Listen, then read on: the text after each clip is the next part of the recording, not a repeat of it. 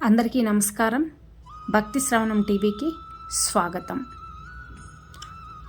అద్దె కట్టేటప్పుడు సొంత ఇంటి విలువ, ఆకలేసినప్పుడు అన్నం విలువ, ఉద్యోగం లేనప్పుడు డబ్బుల విలువ, విడిపోయినప్పుడు ప్రేమ విలువ, దూరమైనప్పుడు మనిషి విలువ, జాగ్రత్త లేనప్పుడు జీవితం విలువ తెలుస్తుంది కాదంటారా?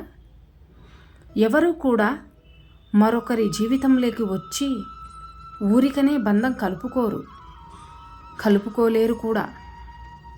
ఎంతో కొంత రాసిపెట్టి ఉంటేనే పరిచయమైన ప్రయాణమైన బలవంతంగా ఏ బంధాన్ని కూడా కలుపుకోనూ లేము. కలిసిన ఏ బంధాన్ని కూడా విడదీయనూ లేము. అంతా కూడా కాలం రాసిన కథ ప్రకారమే జరుగుతుంది. మనిషి యొక్క జీవితం ఎంతో విచిత్రమైనది. యవ్వనంలో సమయం అలాగే శక్తి రెండూ ఉంటాయి, కానీ డబ్బు ఉండదు. మధ్య వయసులో డబ్బు అలాగే శక్తి రెండూ ఉంటాయి, కానీ సమయం ఉండదు. ఇక వృద్ధాప్యంలో సమయం అలాగే డబ్బు రెండూ ఉంటాయి, కానీ శక్తి మాత్రం ఉండదు. ఇవన్నీ తెలుసుకుని ప్రయత్నం చేసేలోపే జీవితం అంతా ముగిసిపోతుంది. మనం పుట్టినప్పుడు మనల్ని ఎవరు వచ్చి చూసారో మనకు తెలియదు. మనం మరణించాక ఎవరు చూడడానికి వస్తారో కూడా మనకి తెలియదు. కాబట్టి మనం బ్రతికి ఉన్నంతకాలం మనతో ఉన్న వాళ్ళను మనసారా ప్రేమించండి. ప్రేమ, ఆప్యాయత, అనురాగాలను పంచండి. మనం మరణించి కూడా జీవించేలా ఆ మానవత్వాన్ని ఈ ప్రపంచమంతటా చాటండి.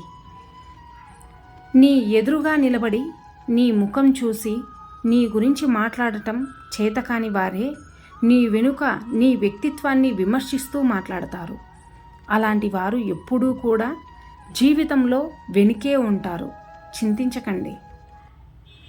ఒకవైపు నీకో సమస్య ఉందని చెప్పుకుంటే నిన్ను చిన్నచూపు చూస్తూ నీ బలహీనతను ఆధారంగా చేసుకొని నిన్ను వాడుకోవాలి అనుకునే మనుషులు ఉన్న సమాజం. కానీ మనది రెండో వైపు. మంచితనంతో సహాయం చేస్తే సమస్య తీరాక చేసిన సహాయాన్ని చిన్నదిగా చూసే మనుషులున్న సమాజం మనది.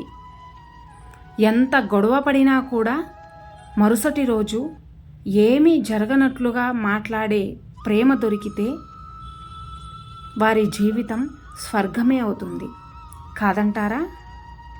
కానీ ఇప్పటి ప్రపంచం తీరు ఏమిటో తెలుసా? తాళిబొట్టు యొక్క అర్థం తెలియని పెళ్ళిళ్ళు, భార్య యొక్క కన్నీటి విలువ తెలియని భర్తలు, నుదుట కుంకుమ విలువ తెలియని భార్యలు, బంధం విలువ తెలియని బంధుత్వాలు, పెద్దలకు గౌరవం ఇవ్వటం ఎరుగని పిల్లలు, తప్పులను మాత్రమే ఎత్తి చూపే ప్రేమలు, కేవలం కాలక్షేపం కోసం మాత్రమే చేసే స్నేహాలు. ఓపిక పట్టినంతకాలం మనం మంచివాళ్ళం. ఎప్పుడైతే మన ఓపిక నశించి ఎదురు మాట్లాడతామో అప్పుడు మనల్ని ఒక శత్రువులా చూస్తారు. ఎవరో కాదు, మన వాళ్ళే. ఇతిహాసం చెప్తుంది గతించిన రోజులు మంచివని. విజ్ఞాన శాస్త్రం చెప్తుంది రాబోయే రోజులు మంచివని. ధర్మం చెప్తుంది మనసు అలాగే బుద్ధి రెండూ మంచివైతే అన్ని రోజులు మంచివేనని. అర్థమైందనుకుంటా. చదువుకున్న ప్రతి వారు సంస్కారులు కారు. చదువు లేని ప్రతివారు సంస్కారహీనులు కారు. పేద ధనిక భేదం లేకుండా అందరినీ గౌరవించగలిగే వారే మంచి సంస్కారవంతులు. గుర్తుంచుకోండి.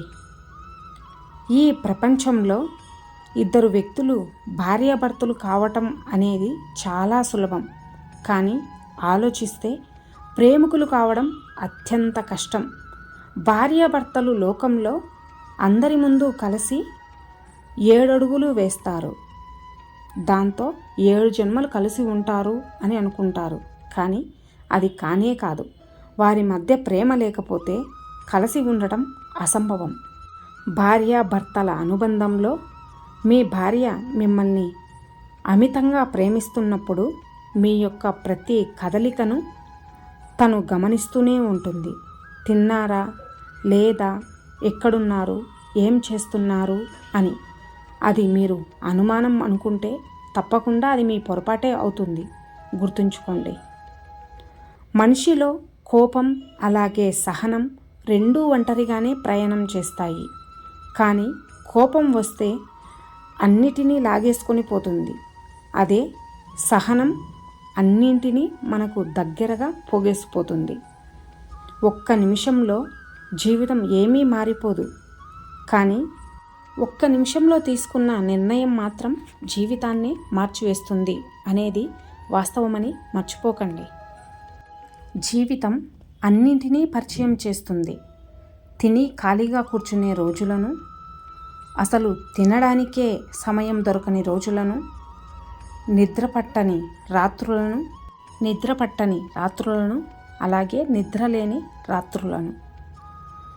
ఆకాశానికైతే అభిమానాన్ని, పాతాళానికి తొక్కే మోసాన్ని, బాధలో తోడుగా ఉండే బంధాన్ని, బాధించే బంధువులను, ఘోరమైన ఓటమిని, అలాగే ఘనమైన గెలుపును కూడా కావాల్సిందల్లా కాస్తంత ఓపిక మాత్రమే. కాలానికి తెలుసు ఎప్పుడు ఏది ఇవ్వాలో, అలాగే కర్మకు తెలుసు ఎప్పుడు నీకు ఏది చెయ్యాలో. అర్థమైందనుకుంటా. ఎవడు చుట్టం, ఎవడు పక్కం, ఎవడికి వాడే స్వార్థం. ఆప్యాయత, ఆత్మీయత అంతా కూడా ఒక బూటకం. అవసరానికి ఒక మాట, అది నెరవేరగానే అందరూ చేతులు ఊపేస్తారు. ధనం ఉన్న దగ్గర గుణం ఉండదు, గుణం ఉన్న దగ్గర ధనం ఉండదు. ఆప్తులెవరు, ఆత్మీయులెవరు, నిందవేయని బంధువెవడు. కష్టం వచ్చినా నష్టం వచ్చినా నీ వెంట నిలిచేది ఒక్కటే, అది నీ నీడ మాత్రమే. ధైర్యంగా ఉండు, విశ్వాసంతో పోరాడు. ఓడిన ప్రతిసారి మనం గుర్తు చేసుకోవాల్సింది ఒక్కటే, ఇది ఓటమి కాదు, పాఠమని గుర్తుంచుకోండి. నేటి స్త్రీ యొక్క ఆవేదన ఎలా ఉంది అంటే, అందంగా లేకుంటే అందమైన అమ్మాయి కావాలని వేధిస్తూ ఉంటారు. అమ్మాయి అందంగా ఉంటే ఎంతమందితో తిరిగిందో అని అనుమానించి చంపేస్తారు. కట్నం తగ్గినా చంపేస్తారు, కానుకలు తేకపోయినా చంపేస్తారు. ప్రేమిస్తే తల్లిదండ్రులు చంపేస్తారు, ప్రేమించకపోతే ప్రేమించిన వాడు చంపేస్తాడు. ఎందుకు ఆడదానిగా పుట్టాను అని అనుకునేలోపే పుట్టకముందే చంపేస్తున్నారు. నేటి సమాజం ఇలానే ఉంది కాదంటారా?